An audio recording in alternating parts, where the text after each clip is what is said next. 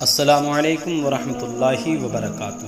ابراہیم علیہ السلام کا امتحان، ان کی اولاد جس سے سب سے زیادہ پیار کرتے تھے اور آپ بڑھاپے میں پیدا ہوئے، یعنی کہ آپ کے صاحبزادے لگتے جگر حضرت اسماعیل علیہ السلام۔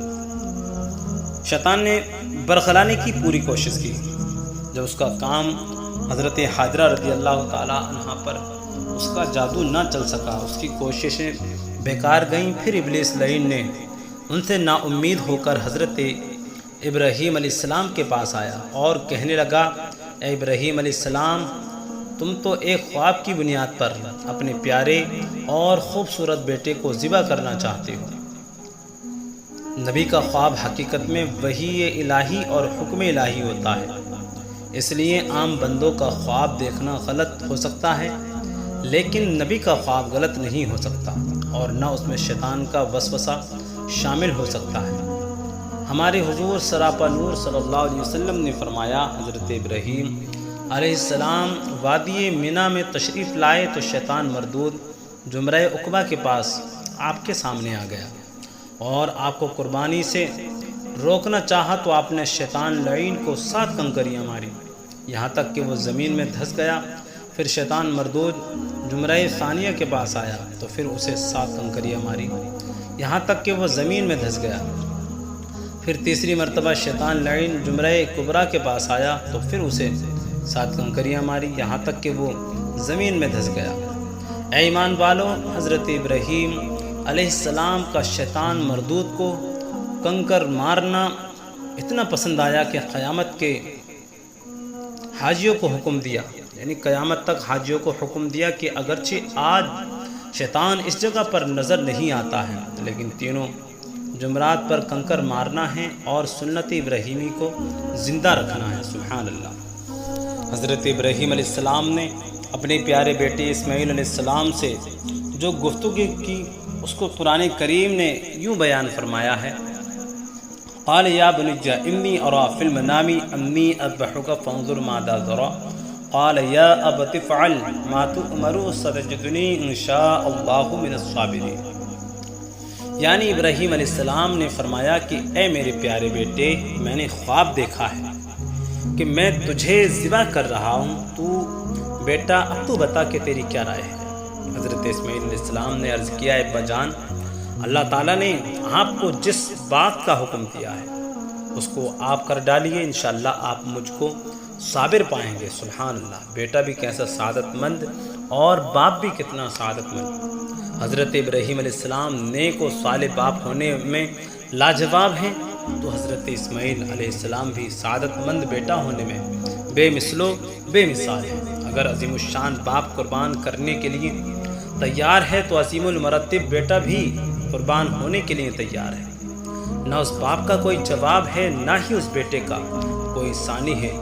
سعادت مند بیٹا جھک گیا، فرمانی باری پر زمین و آسماں حیران تھے اطاعت و گزاری پر، اور یہ فیضان نظر تھا یا کہ مکتب کی کرامت تھی۔ سکھائے کس نے اسماعیل کو آداب فرزندی۔ اسماعیل علیہ السلام کی 3 وصیتیں۔ حضرت ابراہیم علیہ السلام سے حضرت اسماعیل علیہ السلام نے عرض کیا، ابا جان، میری 3 وصیتیں ہیں۔ پہلی وصیت، مجھے قربان کرنے سے پہلے آپ میرے ہاتھ پاؤں کو رسی سے باندھ دیں تاکہ ذبح کے وقت میرا تڑپنا دیکھ کر آپ کو رحم نہ آ جائے۔ دوسری وصیت یہ ہے کہ آپ مجھ کو منہ کے بل لٹانا، کیونکہ آپ کے سینے میں باپ کا دل ہے، کہیں ایسا نہ ہو کہ میرے خوبصورت چہرے کو دیکھ کر آپ کے سینے میں دل دھڑک جائے اور آپ کا ہاتھ ذبح کرنے سے رک جائے۔ تیسری وصیت یہ ہے کہ میرے ذبح ہونے کی خبر میری پیاری ماں کو نہ دیجیے، اور میری ماں غم کو برداشت نہ کر پائے گی اور اس کا دل پاش پاش ہو جائے گا۔ اس گفتگو کو بعد ابراہیم علیہ السلام نے اسماعیل علیہ السلام کے ہاتھ پاؤں کو رسی سے باندھا اور آپ کو منہ کے بل ایک پتھر کی چٹان پر لٹا دیا اور اپنی آنکھوں پر پٹی باندھ کر اپنے پیارے بیٹے اسماعیل علیہ السلام کے نرم و نازک گلے پر چھری چلا دی۔ لیکن اللہ کی شان کا جلوہ دیکھیے کہ تیز چھری اسماعیل علیہ السلام کی گردن تو کیا کاٹ دی، گردن کا ایک بال بھی نہ کاٹ سکی۔ ابراہیم علیہ السلام اور اسماعیل علیہ السلام دونوں باپ اور بیٹے روتے ہوئے اللہ کی بارگاہ میں عرض کرتے ہیں مولائے کریم تو ہماری قربانی کو قبول کیوں نہیں فرما رہا ہے؟ پھر دوسری مرتبہ ابراہیم علیہ السلام پوری طاقت سے چھری چلاتے اور ذبح کرنا چاہتے ہیں، مگر پھر بھی چھری ایک بال بھی نہیں کاٹ پاتی۔ تو ابراہیم علیہ السلام جلال میں آ کر چھری کو ایک بھاری پتھر پر پٹک دیتے ہیں، جس سے پتھر دو ٹکڑے ہو جاتا ہے۔ تو آپ چھری سے فرماتے ہیں چھری تو ایک بھاری اور مضبوط پتھر کو کاٹ کر دو ٹکڑے کر سکتی ہے، اور میرے بیٹے اسماعیل کے نرم و نازک گلے کو کیوں نہیں کاٹتی؟ تو چھری زبان حال سے عرض کرتی ہے اے اللہ کے خلیل، آپ نارے نمرود بھڑکتی ہوئی آگ میں تشریف لے گئے تو آگ کے شعلوں نے آپ کو کیوں نہیں جلایا تھا؟ ابراہیم علیہ السلام نے فرمایا آگ کو اللہ تعالیٰ نے حکم دیا تھا میرے خلیل ابراہیم علیہ السلام کو نہ جلانا۔